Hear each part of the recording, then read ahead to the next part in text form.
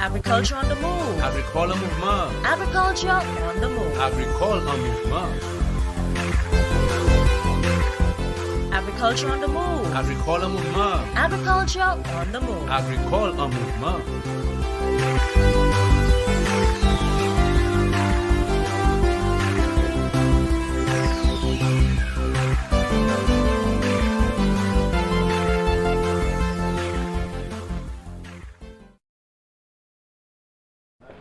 Good day again, St. Lucia, and welcome to the program, Agriculture on the Move. I am Philip Sidney, your host.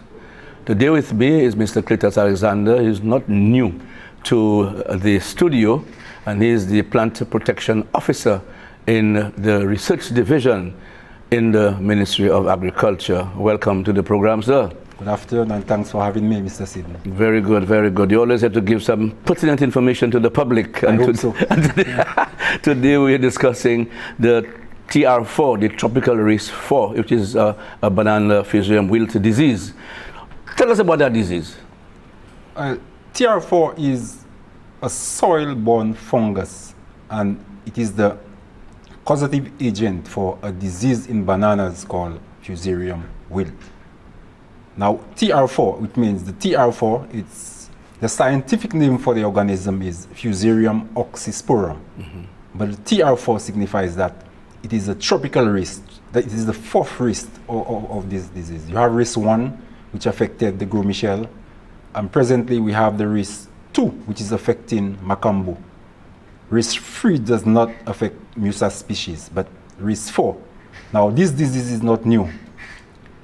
The disease was first discovered in the 18th century, but it came to prominence in the 1950s and 60s when it decimated the banana industry at the time.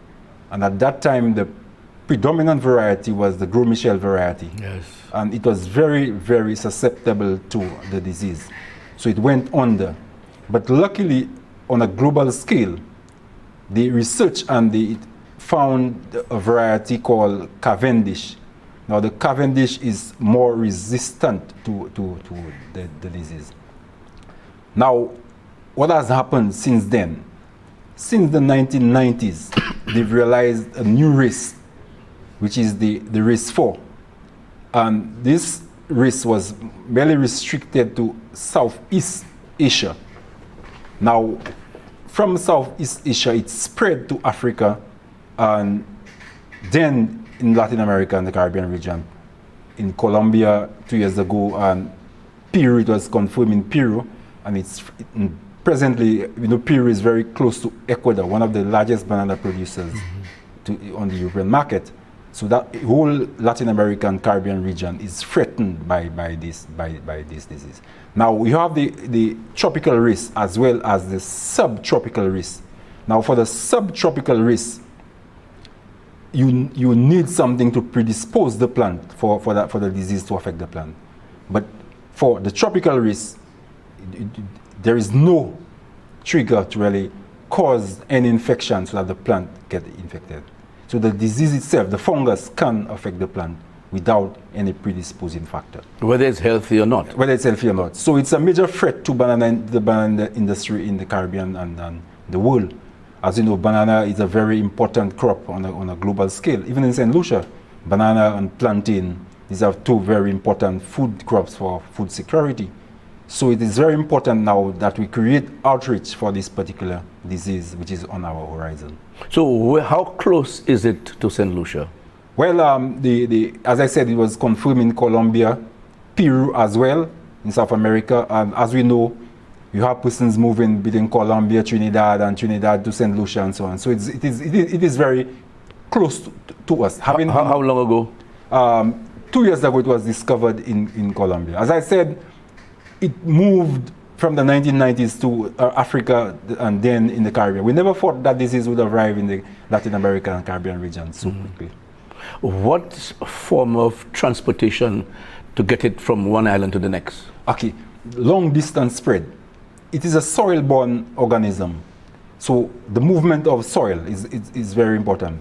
Whether through infected tools, sometimes you have persons working in different countries and so on. If you come and disinfect your clothing and stuff. The tourism industry, it's very important for us, but as we know, the movement of people from Latin America, the Caribbean region through the tourism industry, this is a major pathway that we are thinking of. Mm-hmm. In terms of equipment, we see a lot of equipment. For example, you have tractors, you have a lot of used vehicles coming from around the world. So we have to be aware of these things, whether those vehicles that we're bringing in, whether they came from a country that was infected with TR4. And if we bring it in, probably with mud on the wheels and so on, and when it reaches the port, it does not get disinfected, you can carry the organism on to the banana fields and so on.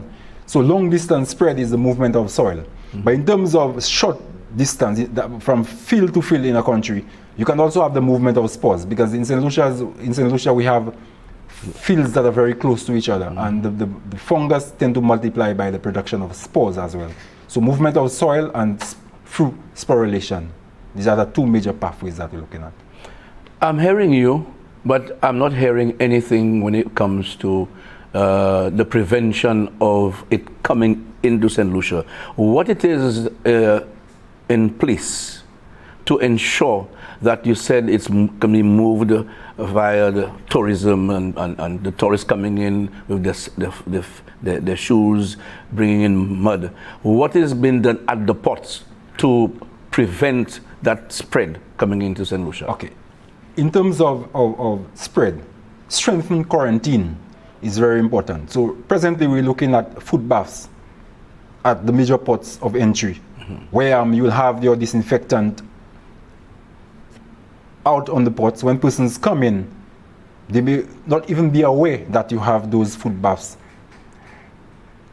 in the facilities. So when they walk through the area, the shoes are being disinfected right away. So we're looking at some of the biosecurity measures, as I said, strengthen quarantine, foot baths, creating outreach, because it's very important that we educate people on this thing in terms of don't pack a pest. You understand? If you've been to an area which is infected with TR4, it's highly recommended that you disinfect your shoes and so on. That is what we are looking at presently. Also, we are working on what is called an emergency action plan. If in case we are able to detect the disease in St. Lucia, you must have an action plan, because you need to know the spread, whether it has spread to other areas. Because when a disease is, you identify a disease in a particular area, it means that the disease, it has been there for 2-3 years without identification. So it means now, for early detection, surveillance, we need to step up with surveillance, because with surveillance, if you identify early, you'll be able to eradicate. But if you don't do surveillance, it means, the disease may spread and you unknowingly will not have any information on the particular disease. What are the symptoms, physical symptoms to look for when a plant is affected? Okay. The symptoms, signs and symptoms can be basically divided into the green leaf syndrome and the yellow leaf syndrome. For the yellow leaf syndrome, you'll find especially the older leaves around the border will turn yellow. Now, it's going to progress from the older leaves to the younger leaves.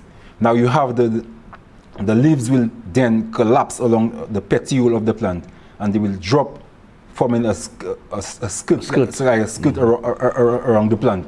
So also for the green leaf syndrome, the leaves will remain green, but it's going to collapse around the plant as well.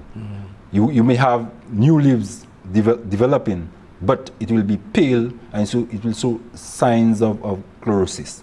Also, you may have splitting of the pseudostem. The pseudostem will just split, and you will. Also, if you cut the pseudostem, you will see all the xylem and the phloem vessels are affected. It will turn brown, because the xylem will carry the water to the plant, and the phloem is going to carry food to the plant. So if the xylem and the phloem is affected, it means the plant will be starved for nutrients. So obviously the plant is going to wilt and the plant is going to die. So, okay, soil-borne, but then you mentioned about spores. It also carries spores, and which can be wind drift, right?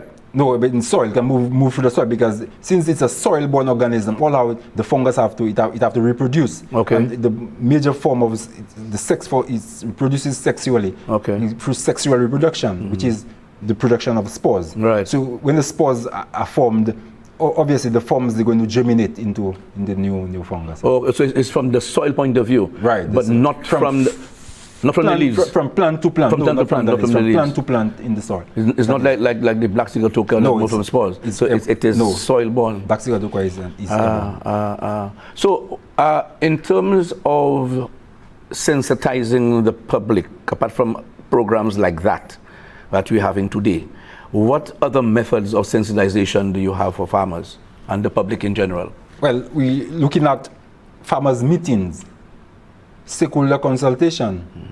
We looking at billboards, flyers, brochures. These are some of the things that we're looking at to really sensitize the public about black sigatoka disease. Not black sigatoka, sorry, TR4. TR4. Right. But the point is, I mean, it's not now we're talking about TR4, Cletus, and I've not heard anything more, because I remember a few years ago, maybe about almost 5 years ago, that with the BPIP, I mean, we did a program. We were hoping to have had billboards around. We went around, and up to date, I have not seen not one billboard set up. So my point, I'm not putting you on the spot, but I'm saying you can't put that because presently, it's we're working with a tight budget. Presently, we have all the posters ready and so on. But the financial situation. It's a little dire, so we're looking at, very soon we're looking at those billboards so that they're going to be erected in fit areas where persons congregate, where they can read and get the information about TR4. But yes, we've been talking about TR4 for a long time, but we have to really understand now it's getting closer to us. So definitely we need to do something about this. Yeah, but in terms of priority, if you're looking at sensitization and preventative methods, I'm thinking here, at the pots, I'm hoping, I know we did what they call Don't Pack a Pest. Don't Pack a Pest, yeah. But I'm still thinking, of the foot baths you mentioned, I've not seen one at the pots. Well, as I said, we have been talking a lot, but it's in action. It's time for action because, as I said, it's getting closer to us, and we need to do something immediately about this. So, in terms of I heard you mention about financing, but the budget probably is going through. We are at the end of the financial year, so you're hoping maybe in the new financial year some sort of funding will be put in place for that. Yes, most definitely, and given that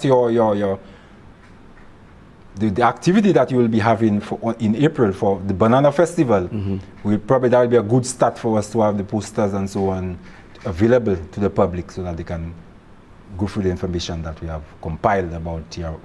Beautiful. As you mentioned about the Banana Expo, we will take a break and we will come back to talk about that. You are watching Agriculture on the Move. Do not go away. Banana farmers, remember me? I destroyed the Gros Michel banana variety some years ago.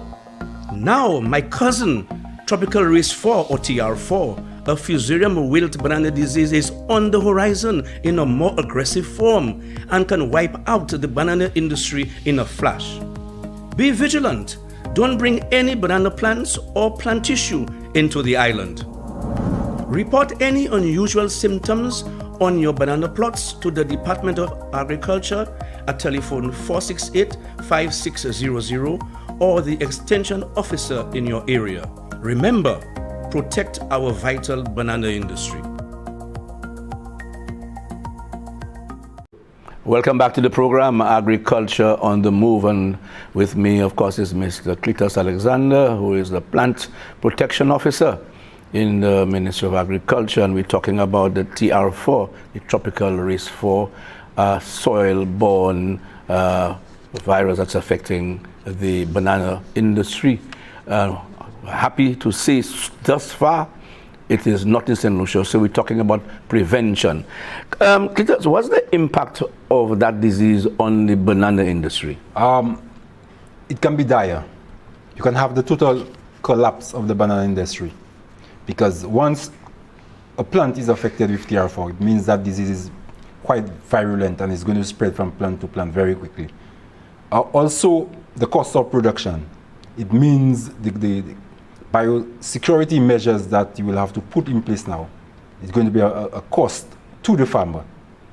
You can also, in terms of some of the countries that have been affected by TR4, take for example, Taiwan, when it got affected by this particular disease, banana production went down in excess of 90% of the production. And a number of countries now, because of TR4, they had to stop the industry, the banana industry, because there was no production for shipping and so on. So I can say it's the impact can be severe on us. And we know we depend a lot on banana and plantain.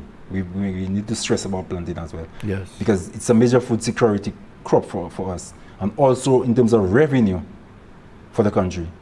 It's very important that we try to prevent entry of this particular, or if we cannot prevent or delay the entry of this disease for a number of years to come. But are you saying if it do hit St. Lucia, are you saying the banana industry is finished? Yes, there is a great chance. I mean, well, sometimes we should be a little optimistic sometimes.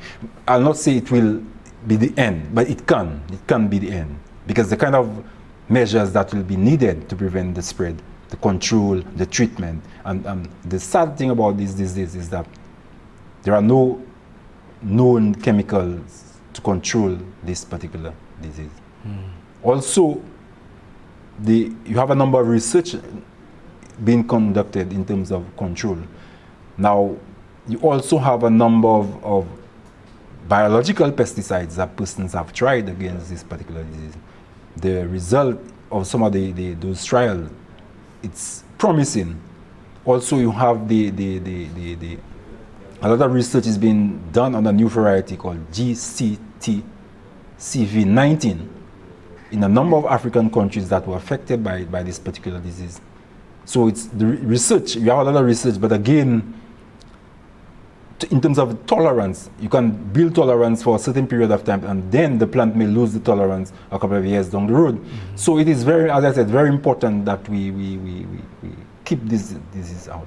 Are there varieties being looked at to multiply for resistance to that disease?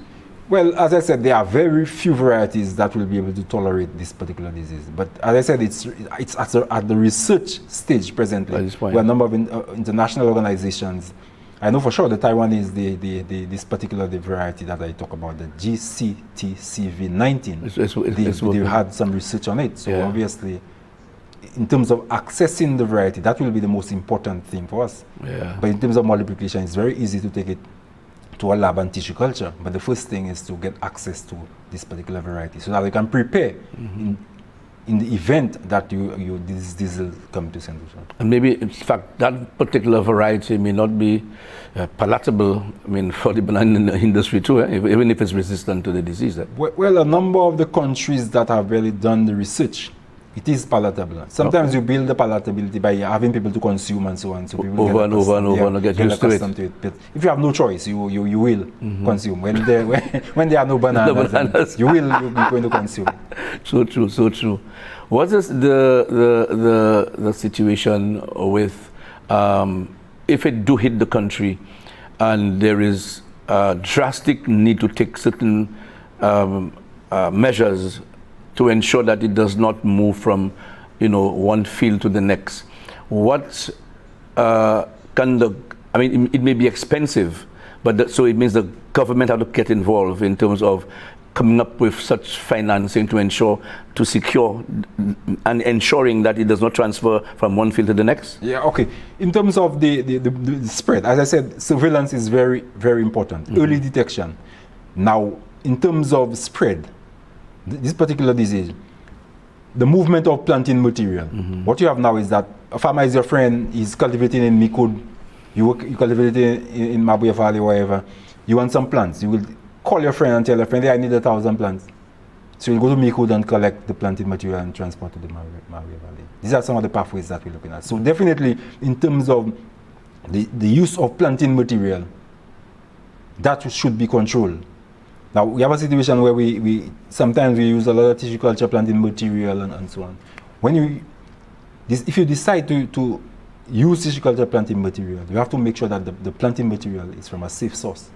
The country where it was multiplied, you have to make sure that there was no TR4. These are some of the measures that you can take. Now, you have some of the big countries, like in Latin American countries, Colombia, presently it's affected by the disease. You have what is called food baths. Before you enter on somebody's farm, you must disinfect your shoes before your workers. But to me, that will not be practicable in St. Lucia, because all the farms, you go everywhere, you walk around the place, you walk on the people's fields and so on. So definitely, if some of the measures that can work here is in terms of fencing. Once that disease hits you, to minimize the spread, you may have to fence your holding, so that any Dick and Harry can just walk into your field at any time they feel necessary. Are you saying that, or do you know for a fact that this is not in St. Lucia? Well, presently it is not in St. Lucia. How do you know that? If it was in St. Lucia, based on how virulent that disease is, presently we would have seen some of the symptoms. Farmers would be calling and so on. We would have seen the impact in terms of the loss in production and so on. What I can tell you for sure is that you have race 1, which decimated the Grumishel variety, and you have race 2, which is causing a lot of problems with the Macambo. When you drive around the place, you will see the race 2 in the Macambo. Yes. But for sure, I can say for now, it has not been confirmed. We don't have the TR4, and let's hope it stays so for a very long time. There are other Musa species that I'm not sure if it's attacking those species, the ornamental species like the Balize. If it do attack, can they be host to that disease and can assist in the transferring of the disease to the banana plants? Well, the thing is this. When you had race 1, which decimated the Gros Michel variety, it was only on Gros Michel. Okay. The race 2 is affecting only the Macambo. Okay. Now race 4 is affecting everything. Macambo, plantain, any species in the Musa family is affected by the... Is that a mutation? Well, it's not it's basically a mutation. A mutation is basically changing the genetic constitution or something. It's not really a mutation. It's just a new race. Like, which developed. Because for years, the Fusarium oxysporum, the varieties that we had, it was tolerant to those races. But with TR4, as I said, it's very it's a virulent parasite which affects the plant. And as I said, no control measure, so definitely we're in for a fight. What are the threats to the banana industry? Well, as I said, the major threat is food security. Just imagine St. Lucia now. In the future, if this disease is affecting the banana fields and so on, you may have to import bananas. You may move from an exporter. Are there other diseases that have serious threats to the banana industry? Well, for sure, because in terms of the major diseases affecting banana production, the three most virulent diseases, basically, you have the TR4, we'll have it as number 1. You have the black sickle toka, which we have in St. Lucia presently, and we have the moko, Ralstonia solanacearum. You have it in St. Vincent and Grenada. They've had it for a very long time, and presently it has not surfaced in St. Lucia. But these are the 3 major diseases that we are concerned about in terms of banana production. Oh, but if that hit us, well, I mean, compounding what we have, in terms the black sickle toka. In terms of plant pathology, it has been described as one of the most devastating diseases ever known to plant pathology, which is TR4. And if you have to group it in terms of the top 10, it will be right up there. Wow.